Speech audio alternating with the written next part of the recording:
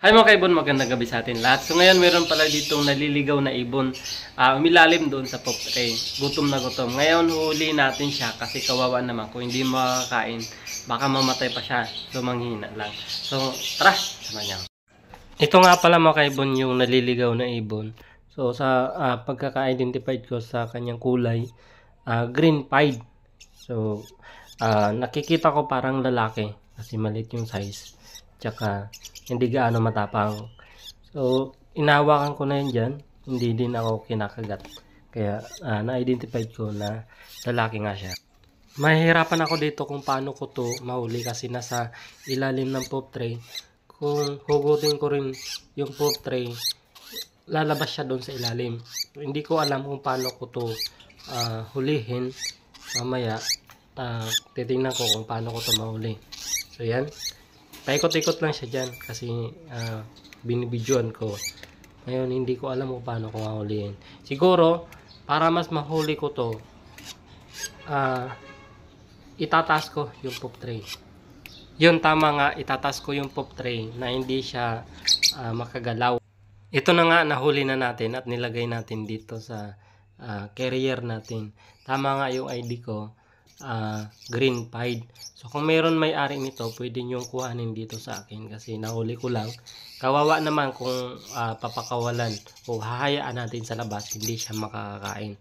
Hindi kasi ito sanay sa labas. Kumbaga nasa captivation, lumaki siya. So tao na yun nag-aalaga. Ngayon hinuhuli ko siya para ma-identify ko nga talaga yung gender. Yan, titingnan natin yung gender niya. Sa paghuli ko, kahit ganyan, hindi ako kinakagat. So, malaki yung chance na maging lalaki siya. So, dito ko muna yan isasama dito sa baba. Kasi kung itataas ko, so baka bubugayin. So, dito muna para mas makakaya siya dyan. Meron dyan mga kasama na parakit African. Yung African natin dyan, mga bata pa yan. So, dyan muna natin yan para mas makakain.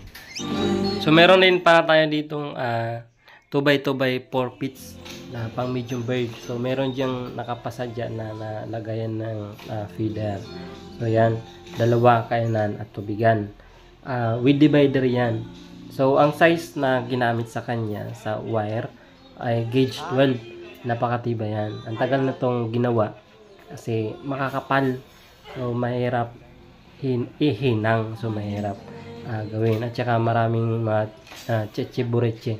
So katulad nung feeder na nilagay dalawa, both side meron. So meron din yan lock at meron din malaking mapintuan. So yan, kung makikita nyo, meron malaking pintuan at saka meron maliit. Bukod doon sa baba na hugutan ng feeder. So pwede yan pang medium bird, pwede yan. So pang Indian ringneck, kunyor at kung ano na pa. So meron din dyan nakaabang na nest box holes both side. So pang design din siya sa medium bird. So disabit lang yan dyan. Kung meron kayong kailangan at gusto nyo magpasadya, i-message nyo lang ako.